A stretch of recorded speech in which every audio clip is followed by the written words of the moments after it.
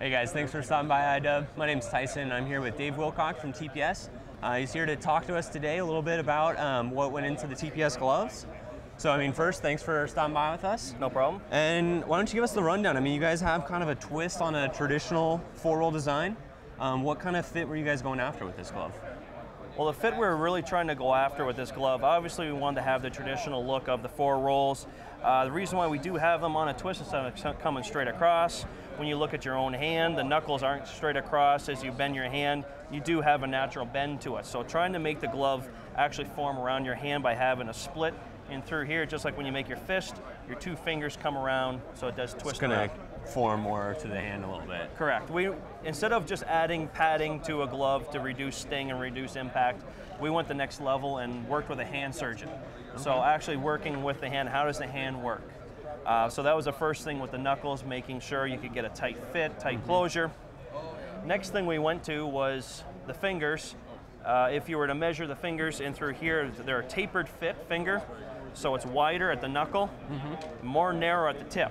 The reason why we did that is if you actually take your hand and you try to make a fist without your fingers touching, it's impossible to do. Your fingers naturally come together. Okay. So and that's a unique thing on your guys' gloves, right? It is a unique thing in our gloves, and it is a patented thing. So it's one of those things where no one else can really get the ingenuity that we have done. We put a lot of research and development to it, so obviously we want to protect it. And so that same kind of idea is following the natural hand movement. That's again why this segment is in the lower roll. Exactly, and this is your knuckle area here, so you naturally get the twist with these two fingers coming around.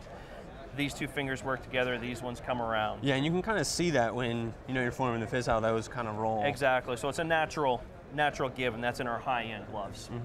Definitely. And then another unique thing that you guys have going on in these is the hyperlock system. Hyperlock, this is something we've had for quite a while. It is a removable hyperlock system. Obviously, we recommend to keep it in there, and it's just you're coming up along the boards, you're going to get hit from behind, you're not going to come back, so you're not going to hyperextend your thumb and do any damage in there.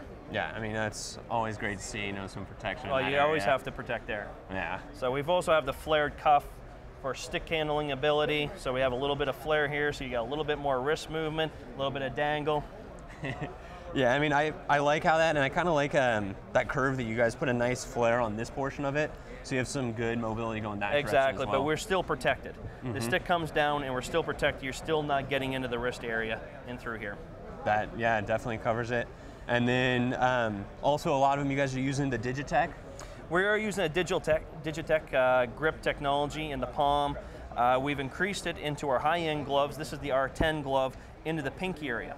Okay. Another thing that we've done in our gloves, as you notice in this one here too, the index finger and the pinky finger have no seams on the inside. So once again, when you naturally bring your fingers together, your two outside fingers are coming in, and before you used to ride on that seam, and whenever you had a seam bust in a glove, it was usually always in the index finger or the pinky finger. So with it being seamless, there's not as much repair to the glove. Yeah, definitely. I mean, that's a nice feature that you don't really pick up on when you initially look at it, because you don't see that as much. And I mean, when you move your fingers and stuff, you don't have, like you said, that bunching, so it has a nice smooth, easy kind of mobility to it. All right. Anything else you want to kind of get across on these gloves? Well, we've got in basically three different versions of it. We got in the all leather. We've got it in what we call a cable knit, and we have it in a. It's not here right now. That's all right. It's a dual, so we have the leather cuff, but the cable knit down here. This is what majority of the pros are using right now. Lightweight, dries fast, and the cable knit. A lot of people think that the nylon is a cheap material, an inferior material, where in fact it wears just as good as the leather. So would you say the durability is going to be similar kind of between the two, or? Absolutely. Okay.